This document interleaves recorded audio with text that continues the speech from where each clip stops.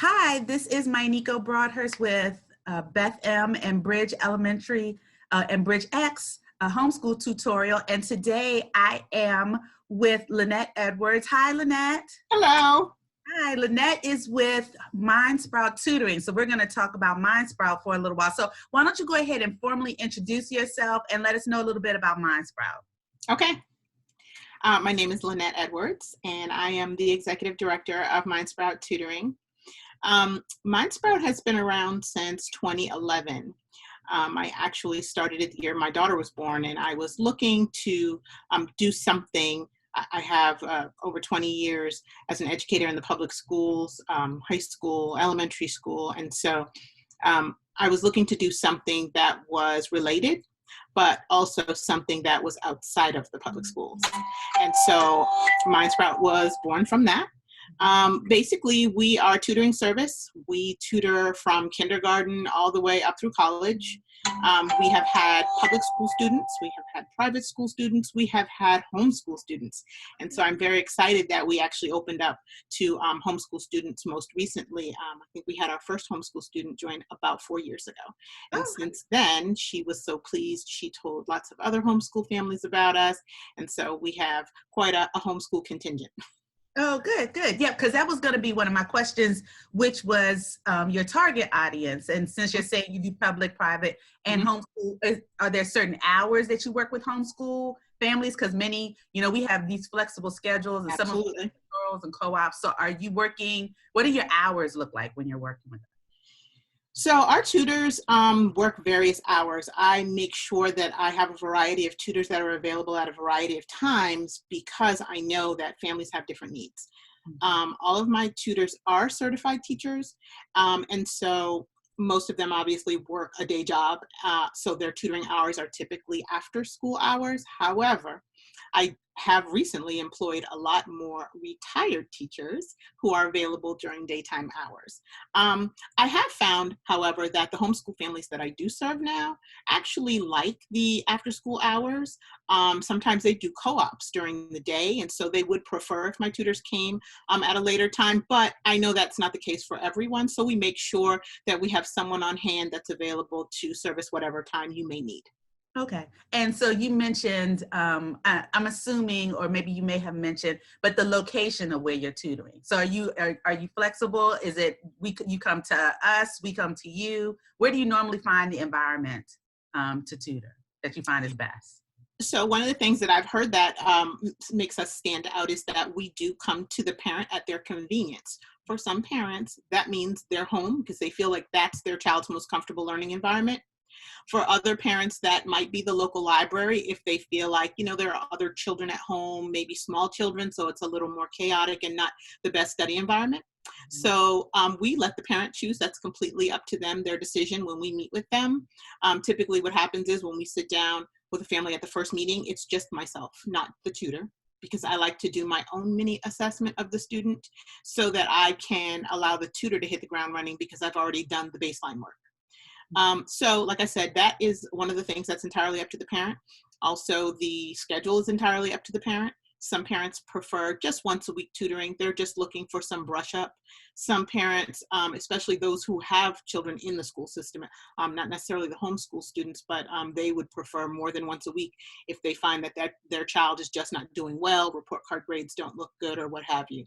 And then there are a lot I've heard from the homeschool community that my child doesn't listen to me because I'm mom. Yes. So they want another voice that will come in and say, no, but this is really how you do it. So whatever they're looking for, we sit down and we iron that out at the first meeting so that by the second meeting, we're ready to just, like I said, hit the ground running. Oh, that's perfect. Yes, you're right, because that accountability, well, as a homeschool mom, there's the accountability to me to make sure that I'm staying on top of what I need to stay on top.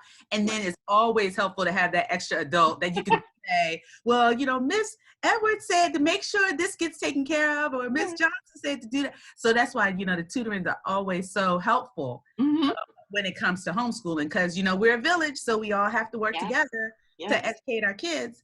So another question I have, because, we're in the middle of this really difficult time with the pandemic, and, what have you seen as a difference in the way that you've been working with your clients your students, and or have you had to change something that you've done? Like, are you more digital? If a homeschool family finds it helpful to be digital, what have you had to do, or you see yourself doing in the fall, in case we have to keep going in this direction? Uh-huh. We have actually had to go into an online platform. At first, when there started to be some closures, a lot of my tutors have been with their families for 2 years, 3 years. They develop those relationships and the family never wants to let them go. And so a lot of families did not have a problem with the tutor continuing to come. And the tutor did not have a problem with continuing to show up every day, for that family. But when we heard the governor's order, I sent an email out to my tutors and I said, we're going to have to go online. And so what I did was I went through my entire client list and I made phone calls and I said, what kind of online capability do you have? Because my worst nightmare was the tutor would have something like FaceTime, the parent would have something like Skype. It's not compatible, you know what I mean? So we worked it out. We went through and made sure that everybody had something that was compatible. And then at the end, when we had tutors that didn't have that compatibility, we just said, when in doubt, we're going to download Zoom, because at that point, Zoom had said, we're offering free. And I said, free is great. So what we did was most tutors went to a Zoom platform. And I was very, very skeptical and very worried because parents love that one-on-one, in your face support. But everything that I've heard so far has been pretty glowing reviews. I mean, the tutors are very professional. So a lot of them, because their day job is that they are teachers, they have some experience already with that digital learning and that distance learning platform. So they knew exactly what they were doing and they flowed into it flawlessly. And the parents kind of have towed the line as well. I do have a couple tutors that are using FaceTime because Zoom didn't work so well for them. A lot of them are working with my kids with disabilities, kids with IEPs in the school system. So they preferred FaceTime. I have one that's using Google Meet. And I told the parents and I told the tutors, whatever is going to work best for the child. If Google Meet is it, that's what we're using. So we have gone online 100% at this point. We did have a few people who were straggling the last couple weeks and they still wanted in person. And I said to the tutors and I said to the parents, this is a comfortability issue, but also it's a safety issue. I know you're comfortable with your tutor coming and they're comfortable continuing to come, but we have to look at, safety first. So. Oh, okay. Yes. But that is very, very important around this time. So you may have mentioned already as well, the different subjects that you all cover. You cover every subject? We do. We do. And sometimes we have the core content areas pretty much covered, but sometimes a request will come in for something that doesn't normally come in. Like, I think this past year I had a request for a government tutor from a public school parent, because one of the things in high school, they have to pass a government test. And so I had never had that request before. So when I get requests like that, a couple of years ago, I had a request for an Italian tutor. That's not a language that you normally hear about being tutored. You usually hear your Spanish and your French and sometimes Chinese. So if I don't have a tutor on staff already, I will make it a point to go out and do some new hiring. So if we don't have it, we will try to get it. Wonderful, wonderful. Okay, so as we close, and I'm learning so much about Mindsprout, and I love it. I love what I'm hearing. How about if anyone that's watching this video wants to get in contact with you, if they want more information or has any questions, are you on social media? How can people contact you? Yes, we do have a Facebook page. We started the Facebook page probably 9 or so years ago when we were brand new, and I did not know how to create a web page because I'm not necessarily digitally savvy. My brother-in-law luckily is, and so he made a Facebook page for Mindsprout. So now you can go to www.mindsprouttutoring.com. There is a submission page there where you can type in your information, what kind of tutor you're looking for and how often.